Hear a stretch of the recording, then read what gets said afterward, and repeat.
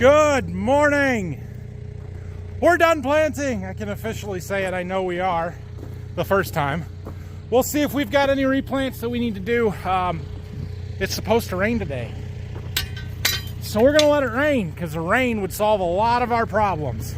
And there is no more rain in the forecast after today. So if we miss this, we're in trouble. And it's gonna get real dry real fast.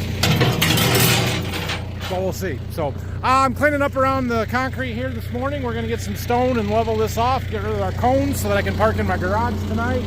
I had a few stakes I had to get pulled out with the backhoe because I couldn't do it by hand. So I'm getting those picked up. We'll work on this and then we're gonna go look at some fields.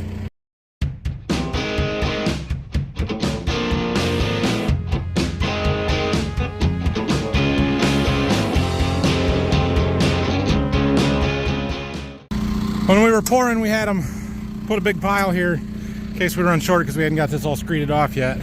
It's now a big hard chunk of concrete that I do not want in my driveway, so we picked that up. I went through and picked up some of the little pieces laying along the sides and stuff, so it's all cleaned up. Now we need some stone.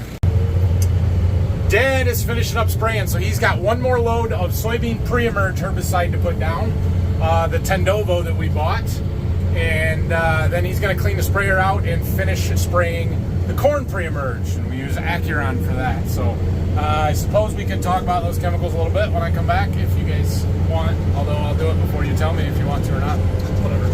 Anyway, yeah, that's good. He's catching up on the spraying, going to be about done here, and then we're caught up for now. It can rain. I just want it to rain. I need it to rain today. Last week when Dad was hauling dirt down there to backfill around my forms, he had loaded this trailer up with another load, but didn't actually dump it. I'm gonna take it down now. I like to drive to 4440. It's been a while. Always starts right up though.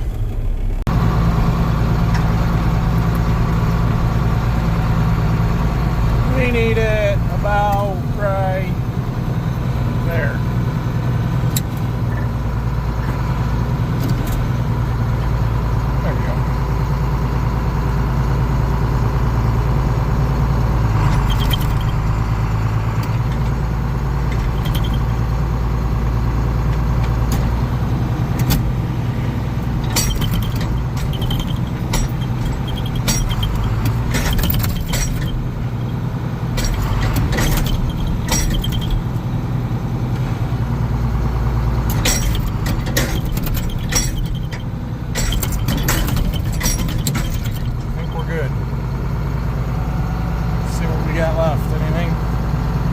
Dry, so it came out of there easy.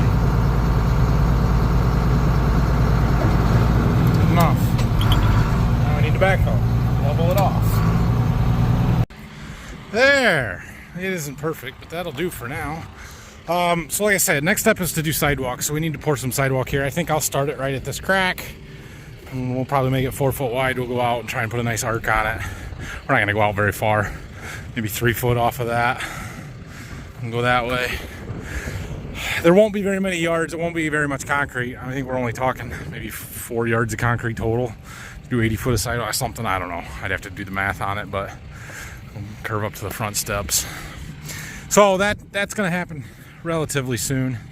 Eventually we'll pour some more driveway. I don't think that's going to happen this year, although I don't think there's that much concrete in the driveway either comparative to what we've already done. I think it will be fairly easy pours. So. Oh, we've got a nice ramp. We can drive on it. I'll get these cones out of the way. Let's try it out. Crack, crack, crumble, crumble. It all falls apart. No, it's fine. I tried both doors. My concern was backing out of the one if you'd have enough room. I think there's plenty, at least for me. Now, my wife parks in there, so we'll see how she does. But I wouldn't recommend backing off of this edge, at least until I get some more dirt brought in here. Should be fine. We got plenty of room. Excellent. Just had a customer drop off a couple of boxes that he had, so appreciate that. I think I'm going to run to Menards. I need some stuff. I got a project to work on this afternoon. I'll show you this afternoon. And then we're going to go look at some fields. I keep saying I'm going to do that and putting it off, don't I? lunchtime crept up on me. And if I'm going to go to town, I might as well go over lunchtime. So that's what we're going to do. I'm back. I have us a project in that bag. We'll get to that. Let's go look at our fields. So I actually drove through a little bit of rain on the way home, so it wasn't heavy rain, but it's sprinkling. So before it gets to raining, let's go check out some stuff. We're going to start with some of the early planted corn, the stuff planted the 12th and 13th of April. We'll go look at some early planted beans, and it's dusty. Then we'll look at some of this corn that was planted just a week ago and see how close it is to coming up. All right, let's start out here. This is the very, very first stuff that we planted on April 12th. We were testing the planter out here, checking stuff, and then came back through and planted it and made sure it was working. It was working. I mean, we've got beautiful corn out here. Even the end rows look pretty good. Stand looks good. Like I'm concerned. I am concerned about the stand and how much is out here on all this early planted stuff. I will say our section control was off. We've got way too much overlap there and a little too much overlap there. I adjusted these, so hopefully they were better in later planted fields. But for starting out, we were getting way too much overlap. So we'll walk out here, man. This stand looks good. This corn looks good. Looks real good. That makes me feel so much better. I should have been planting like crazy this time on the 12th of April. This corn is off to the races here. All right, we'll stop right here. This is kind of the top of this little knob. It drops down there, drops down that way. This is where the stand should be the worst, right? I brought my tape measure. We're gonna measure off 17 feet 5 inches, because that, in 30-inch rows, is 1/1000th of an acre. Let's measure. 17 feet 5 inches where I put that rock. So we're going to count from this plant to the end of the tape and see how many we got. And we're going to count another row. That's 2/1000th of an acre. We'll add them, divide by 2, take an average. And that'll give us our stand, roughly. 1, 2, 3, 4, 5, 6, 7, 8, 9, 10, 11, 12, 13, 14, 15, 16, 17, 18, 19, 20, 21, 22, 23, 24, 25, 26, 27, 28, 29, 30, 31, 32, 33. 33 is good. Let's count the other row. 32 to here. Now, I did count this one. It's probably not actually going to make anything. So we should probably say 31. But when you average that, that's 32,000 plants per acre. What did we drop here? I want to know what our planting population was. So I'm going to look that up in my John Deere app. Okay, so our target rate right here in this zone, according to my script, was 34,500. We've got 32. That's good. Like, it's not a perfect stand. We knew it was not going to be a perfect stand, but heck, I can show you that one there, we can discount it. That was one missing right there. There's one missing right there from that rock. And there was one missing right here. Like, that's okay. In fact, we could dig, see what happened here. See if we can find it. If there's a, right there, it's right there. Like, okay. So what? That's good. I'm really happy with that, actually. That is really good. Yeah. That makes me, yes, that is good. I know that some of our later planted corn is not that good of a stand. Like the stuff that was planted the 26th, 27th in there. We'll check that stuff later, but yeah. So, all right, so now that we've got a stand establishment and know that we're in pretty good shape there, let's look at the actual plants and show you what we've got going on here. So this would be what I would call V2 corn, because we have a second leaf collar. You see it right there? Just barely see the bottom of this second leaf. So this is our first leaf. This is our second leaf. Now, one thing to note on corn, see that first leaf? See how it's a rounded tip? The first corn leaf is always round.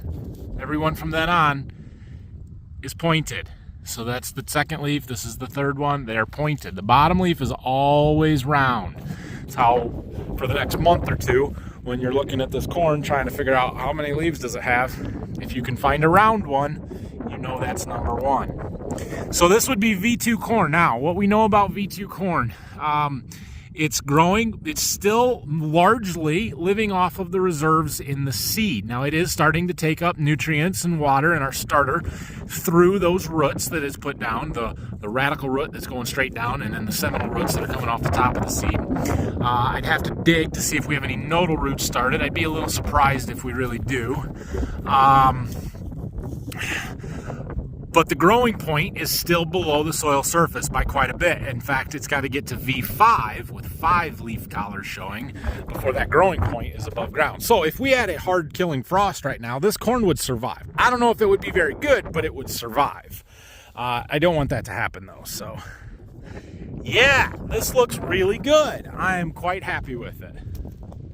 Okay, something else very interesting. Notice this stuff right here, and how it was going okay, and then all of a sudden it turns really yellow. What the heck happened there? I know what happened there.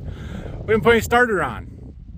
I don't know if that was just in furrow or both, but I was planting and we were just getting started, just figuring stuff out. I forgot to turn one of the fertilizer pumps on, or both of them, or whatever, and that corn is very yellow. Just look at the difference in these 2 rows. Those were planted a day apart. I don't know if it shows up as well on the camera as it does in real life here, but that is the difference that our starter fertilizer makes. That's an amazing difference. Yeah, I bet we could see it on the other side here too, but it changes like right in here. For some reason it was on and then it got shut off. I don't know what happened. 24 rows is a lot. Holy cow. Right here. Oh yeah, look at it. It's a row difference. Oh my goodness. Fertilizer, no fertilizer. And that is why we spend a crap ton of money on liquid fertilizer systems on our planter to be able to apply it, and actually buying the fertilizer, because it makes that big of a visual difference. Now, somebody is going to say, yeah, but does it actually yield any better? Well, yes. How much? I don't know. It varies. We've done these tests before, and I have seen the yield difference. But what I also know is that the corn that gets the starter starts off so much better, and it starts growing so much faster that it will always be a growth stage or 2 ahead of the stuff that didn't get fertilizer, which means it will be drier come fall. The grain will be drier. It's going to pollinate sooner. It just grows so much better. And this early stand establishment phase is so critical in corn. Oh, it's worth it. It is absolutely worth it to have those fertilizer systems on our planter. And I would wager a bet that having 2 of them this year and doing the in-furrow on top of the 2x2 and the products that we're using is going to make a difference. It's going to pay off. And that visually confirms it for me. All right, so now I walked across the fence row. We're in a different field here where we've got a couple of different hybrids side by side. I'm actually kneeling right in the split row. There's a big gap here, and so I'm trying to figure out what's going on. And I'm digging, and there's a seed that's rotten. And look, you see those bugs? I don't know if it's centipedes or what they are. There's 3 of them though. And it appears that either our seed rotted. Nope, they ate it. Look at that. I don't like to see that. The whole end of that kernel is gone, eaten. I don't like that at all. I'll just send some pictures to agronomist Wade and see what we got.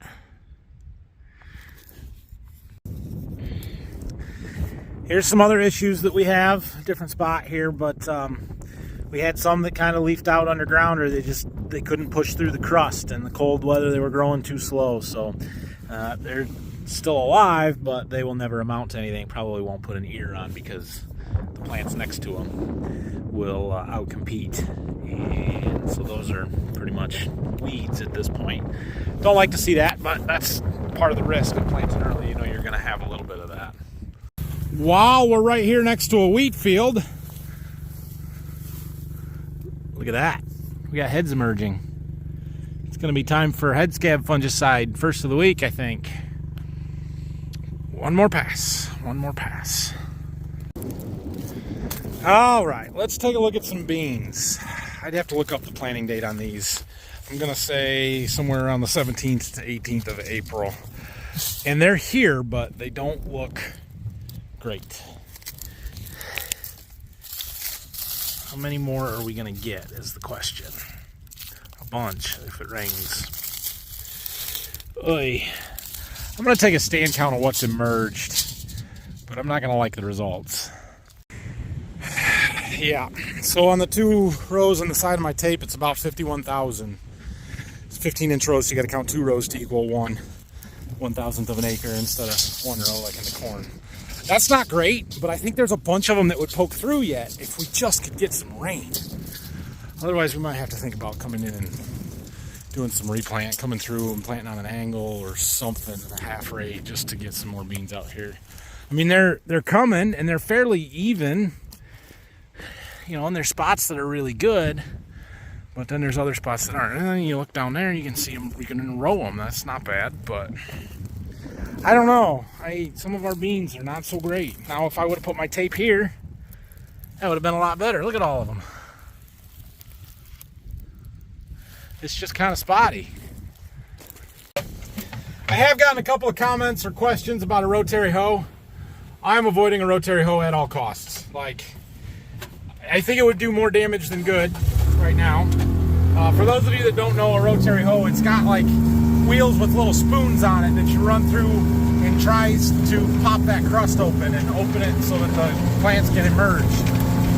My experience, especially with beans, is you're going to break more of them off than you're going to save. And if you think you need a rotary hoe, you actually needed it 3 days ago, and it's not going to do any good because the ground is too hard. So we're not going to rotary hoe anything. It's either going to rain today and soften the crust up so the last of these can pop through, or we're going to end up replanting. Those are the options. More visual confirmation on what our starter does. I put a row of corn right there.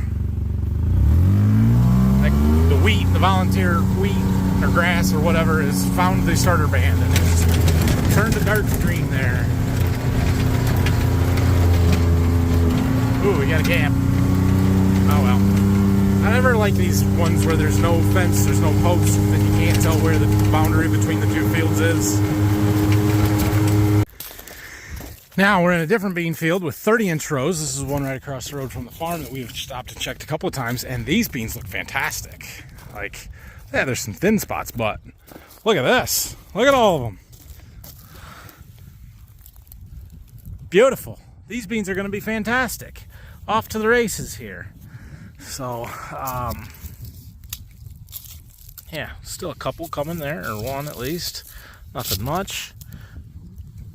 Unifoliate leaves out. Cotyledons look good. I'm happy. These are good. These are going to be real good. Assuming it rains. Eventually. Whew. I know. Farmers are never happy. Never happy with the weather. A week ago I was complaining because it wouldn't stop raining, and now I'm complaining because it's dry. We need some rain. It is what it is. What do you want me to say? It changes that fast. And I'm done planting now. Like a week ago, we were still trying to finish planting. I needed it to dry out. Now, we're done planting.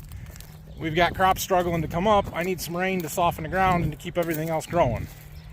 About a ½ an inch to an inch every 3 to 5 days, but only at night from now until the 20th of September would be perfect. Can we do that? Can you guys make that happen for me?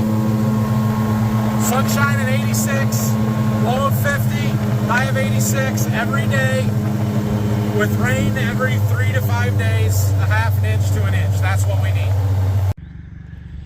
All right, so we're in a field of corn that was planted on April 27th, okay? So this would have been the 3rd planting window that we had, 2 weeks after the first stuff that we were just looking at. In the last part of April when it was pretty much like, it's time to go. It's go time. Not so good here, especially so we are on top of a clay knob again. It's much better as you drop down there. I can see it from here. It's much better staying there.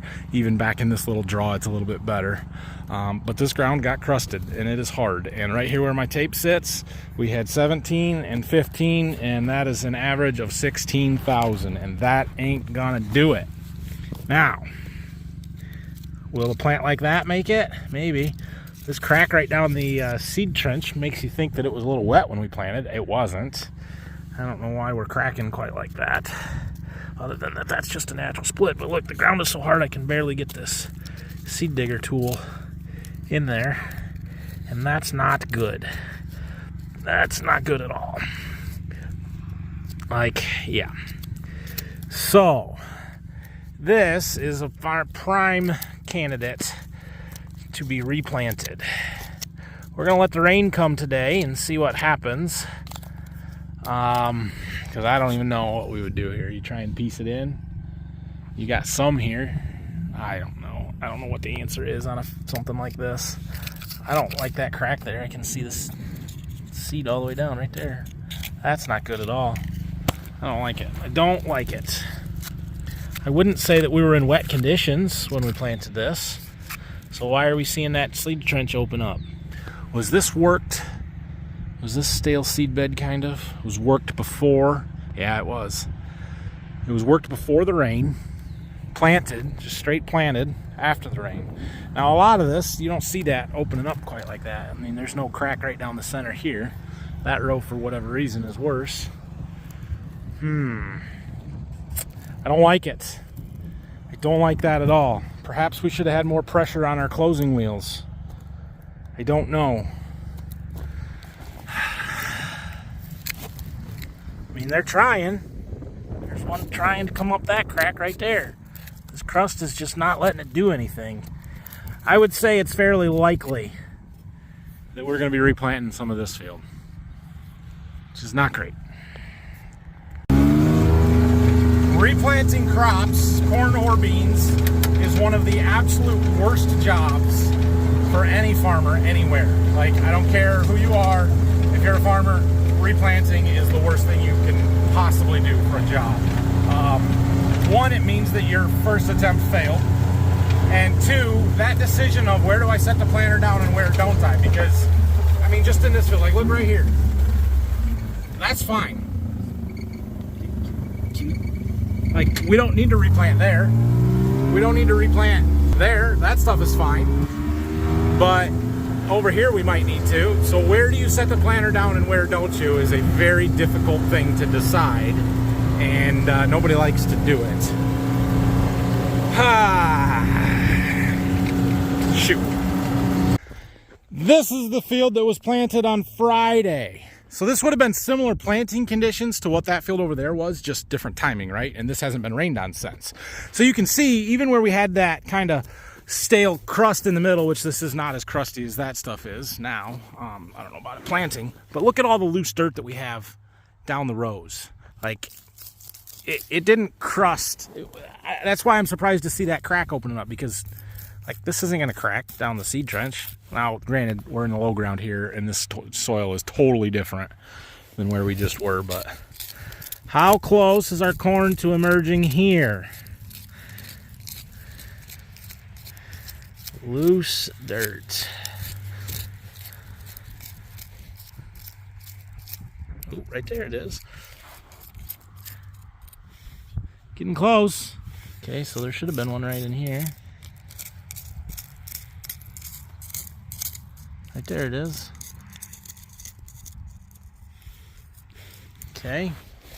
That means there should be one right in here. Right there.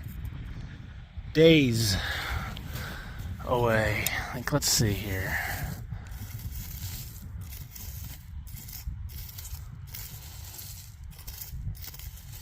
Right there it is.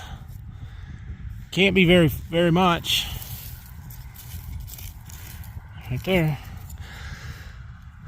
So, you guys may have seen on some other YouTubers or people's stuff where they do what we call a flag test. So Precision Planting, the company that sells a lot of planter upgrades and stuff, they will send you a kit with a bunch of colored flags in it. And the idea is to go out as the corn is emerging and put a flag by all the plants that emerge on day one, go back the next day, put another flag, different color, so on until you get all of them flagged and out of the ground. I was hoping to do that with some of that early corn. I never had time. It was wet. It just didn't happen. I'm really hoping to do it with the field by the barn there, where my corn plot is. So that's probably a little bit farther away from emergence, because this was planted on Friday. That was planted on Tuesday. So it's 4 days behind. But yeah. we're gonna try and do that. I have one of those kits. We can put flags in the ground.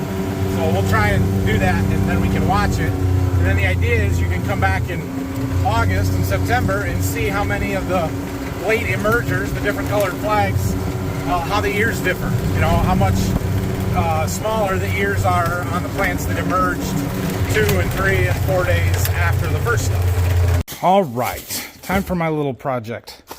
I bought a whole lot of fittings here, and we are going to build a manifold so that we can attach multiple hoses to one faucet, outlet, or hydrant, and have full flow, good flow from them. I know you can buy these things pre-made really cheaply.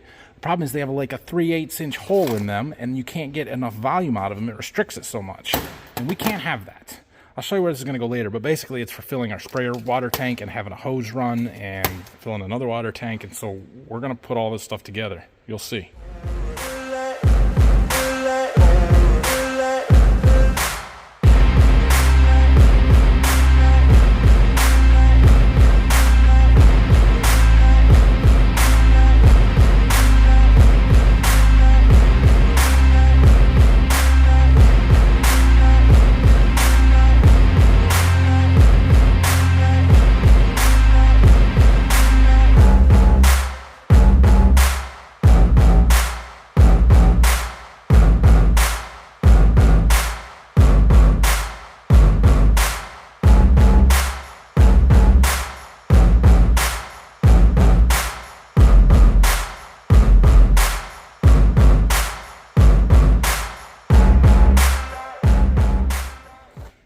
Oh, there we go. That's a hose manifold. Nice big valves that I can't move with one hand while it's not attached to anything. But you get the idea. Put our hose inlet into here. Got a swivel on there. Got an outlet here. 3 on the bottom, all with their own valves. And made up a hose. 3/4 inch stuff. Should not restrict our flow. We'll see. Alright, so I'm going to go see if I can figure out where we're going to mount this. Dad's got the mower out. I don't know if he's just getting it out of the barn. Maybe he wants to put a sprayer in. I don't know. Whatever. But this is for out here. See, we've got this hydrant, and Dad just replaced it, so it actually works now and has good flow and pressure. But when we have a hose hooked up to it and we're filling our water tank over there, we don't have a spray hose, and we can't fill this tank. And sometimes it would be nice to do multiple things, and so that. But we can't have a restriction in there, because when you're not using the hand wand and you need it to fill the tank, you need it to fill the tank. Like, our well will keep up with the sprayer, but it has to have enough flow. And this hydrant for the last several years had been not working very good and just restricted and slow, and we couldn't figure out what was wrong with it, and Dad finally just dug it up and replaced it this spring, and so now it works really good. But we used to be running a hose from over there by the barn, and we would run it across the driveway, but then you wreck a hose because you drive over it all the time. So this is much better. In fact, we may even run a permanent line underneath in the dike up to the water tank over there that we could tie into this, so that we're not just running a hose. But for now, this will help. Now, my idea was to like mount this on here. I don't know if that's the best spot for it or not. We'll figure it out. That is probably not the place for it, but at least I can test it and find out that I don't have any leaks, and they work. Okay, well, whatever. Dad's done spraying corn and bean herbicides, so he had some empty shuttles we were cleaning up. We had an empty one up here from the corn planting stuff. This one is almost empty. Zinc. You can put that one in the barn. We'll use it up on some foliar stuff somewhere, probably. It's zinc left over from the planter. Well, it is about 5:30, and our rain is sort of kind of here. It is not really raining yet. It doesn't look like we're going to get a lot, which is not great for us. There's still more to the west. We could get something out of this yet. Hopefully we'll get at least a 1/2 inch, but it's not looking good. So anyway, I am going home. I don't know if I should do this or not, but here's the deal. I am going to promise you an agronomy live stream this weekend. I don't know if it'll happen tomorrow or Sunday, but I'm going to promise you that it will happen. So keep an eye out for that. I'll give as much advanced notice as possible. Scheduling it on YouTube. So have your notifications on. Check the bell. Make sure that you allow Google or YouTube notifications on your phone, and hopefully you guys will catch it if that's something you want. So we're gonna go and dig up some plants and take some stand counts and go check some fields. A lot of what we did today, but a little bit more in depth. That's my plan. So look for that. Thanks for watching. Like and subscribe. If you have any questions and comments, let me know, and I will see you again for that live tomorrow and for another regular video on Monday. Pray for rain, y'all.